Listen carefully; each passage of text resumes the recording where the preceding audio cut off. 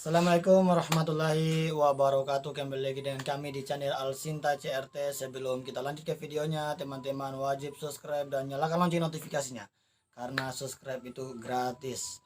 Oke, baik teman-teman, jadi di video kali ini saya akan membahas tentang hal-hal apa sajakah yang mesti kita harus perhatikan atau yang tidak boleh kita lakukan pada saat kita sedang melakukan proses penyipuhan parang atau pisau. Nah, jadi di video kali ini teman-teman saya akan menjelaskan secara rinci saja, secara singkat saja poin-poinnya. Jadi di sini ada 5 poin. Oke.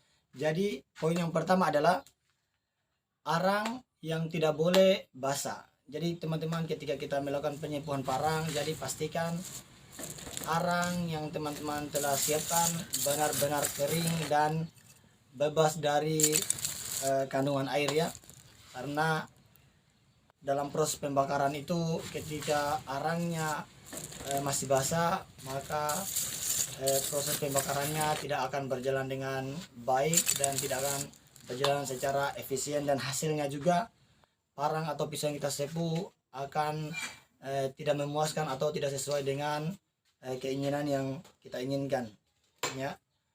Kemudian yang kedua, tidak boleh memanaskan parang atau pisau dalam jumlah yang banyak.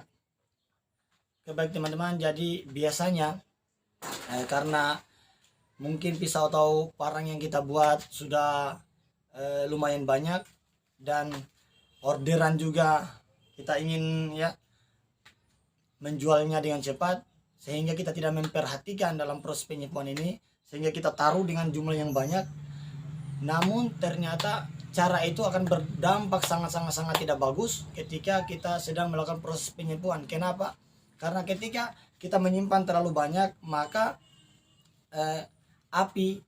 bara api yang mengenai parang atau pisau yang kita sepu tadi tidak akan merata, dan bahkan ada yang merah itu sudah ada yang hanya di tengahnya saja yang tajam, yang terkena api, di ujungnya tidak, atau di pangkalnya mungkin yang terkena, di tengahnya tidak.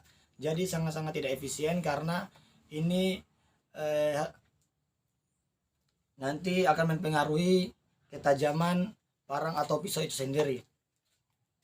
Nah, jadi bagaimana yang lebih efisien? Lebih efisiennya adalah dengan kita melakukan penyipuan satu persatu ya. Walaupun mungkin membutuhkan waktu yang lama, tapi minimal atau setidaknya kita parang atau pisau yang kita sepu bisa menghasilkan ketajaman dan kekuatan yang diinginkan oleh pelanggan-pelanggan kita. Nah, untuk poin yang ketiga, kualitas panas yang pas dalam proses pembakaran. Jadi teman-teman, ketika kita melakukan proses pembakaran, jadi pastikan proses pembakaran itu benar-benar matang di pisau atau parang yang kita sepu tadi. Maksudnya begini, ketika kita melakukan pembakaran, usahakan dari ujung pisau atau parang yang kita sepu sampai ke pangkal ganggangnya itu benar-benar merata, sampai berwarna merah ya, sampai berwarna merah, tapi jangan terlalu juga merah, karena nanti hasilnya parang atau pisau yang kita sepu tadi menjadi terlalu keras juga. Jadi untuk lebih lengkapnya teman-teman nonton nanti di video yang telah saya buat. Nanti saya akan simpan linknya di link deskripsinya ya, cara penyipuan parang atau pisau dengan cara yang benar. Oke, jadi untuk poin yang keempat, proses perendaman pada minyak yang sudah disiapkan. Jadi di poin ini ya teman-teman, ketika teman-teman sudah memanaskan parang atau pisau yang ingin teman-teman sepu, teman-teman kemudian ingin mencelupkannya ke dalam minyak, dan katakanlah minyaknya seperti oli ya, yang teman-teman pakai mungkin oli atau minyak sejenis itu ya. Teman-teman di sini harus memperhatikan waktu ya, waktu dari perendaman itu. Perkirakanlah kurang lebih 20 sampai 30 detik ya. 20 sampai 30 detik dalam proses perendaman. Jadi jangan diangkat terlalu cepat dan juga jangan terlalu lama juga teman-teman rendam, jangan juga terlalu lama. Usahakan dalam proses perendaman ini jangan sampai parang atau pisau yang teman-teman sedang rendam sampai keburu dia dingin ya, sampai keburu dia dingin. Usahakan masih ya teman-teman perkirakanlah masih panas lah itu parang atau pisau yang teman-teman rendam tadi masih panas. Kemudian teman-teman angkat ya, teman-teman angkat. Nah, di sini ketika teman-teman angkat ya, masuk ke poin kelima ya. Apabila parang atau pisau yang direndam dalam minyak itu bengkok. Nah, jadi bagaimana kalau bengkok? Kalau bengkok teman-teman, ketika teman-teman angkat dari minyak tadi ya, usahakan parang atau pisau yang teman-teman sedang rendam tadi masih terbilang panas ya. Kemudian teman-teman luruskan pakai apa ya, bisa pakai landasan dari besi ya, yang dasarnya rata. Tapi di sini saya anjurkan teman-teman pakai balok kayu ya, pakai balok kayu. Kenapa? Untuk menghindari terjadinya terjadinya patah pada pisau atau parang yang teman-teman sepu. Karena kalau kita sudah buat, kita sudah sepu, ujung-ujungnya patah kan, wih, hancur juga, tampias juga kita punya pikiran kan. Nah, jadi teman-teman ada 5 poin ya, teman-teman harus perhatikan. Tapi kalau parang atau pisaunya tidak bengkok ya teman-teman langsung celupkan saja ke dalam air ya.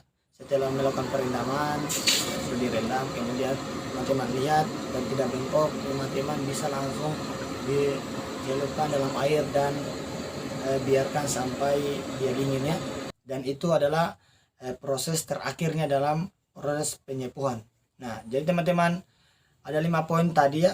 Yang pertama adalah arang yang tidak boleh basah, kemudian tidak boleh memanaskan parang atau pisau dalam jumlah yang banyak ya. Yang ketiga, kualitas panas yang pas dalam proses pembakarannya. Di sini teman-teman harus perhatikan ya, mata parang yang teman-teman sepu itu harus benar-benar merah ya, benar-benar merah dan harus merata. Kemudian yang keempat, proses perendaman pada minyak yang sudah disiapkan ya. Di sini yang paling diperhatikan adalah waktunya ya, waktunya ya. Jangan terlalu cepat dan jangan terlalu lama juga ketika teman-teman angkat ya, angkat dari minyak. Yang kelima, apabila parang atau pisau yang direndam dalam minyak itu bengkok ya. Di sini teman-teman harus perhatikannya ketika dia bengkok. Usahakan parang atau pisau teman-teman yang teman-teman rendam dalam minyak tadi jangan sampai dingin ya, jangan sampai keburu dingin. Kemudian teman-teman luruskan ya, kemudian teman-teman luruskan. Dan kalau bisa teman-teman jangan pakai landasan besi ketika teman-teman meluruskan, pakai landasan balok ya atau kayu yang dasarnya rata untuk menghindari patahnya parang atau pisau yang kita sudah sepu tadi. Nah, jadi itulah teman-teman 5 poin pentingnya dalam proses penyepuan yang mesti kita perhatikan. Oke teman-teman, jadi kurang lebih itulah yang saya sampaikan, itulah yang saya jelaskan dalam 5 poin itu ya. Mohon maaf apabila dalam penjelasan ini teman-teman mungkin kurang mengerti, kurang memahami ya, tolong dimaklumi saja teman-teman. Nah, dan jika teman-teman belum mengerti, mungkin ada dari penjelasan saya yang teman-teman tidak mengerti, teman-teman bisa bertanya di kolom komentar ya.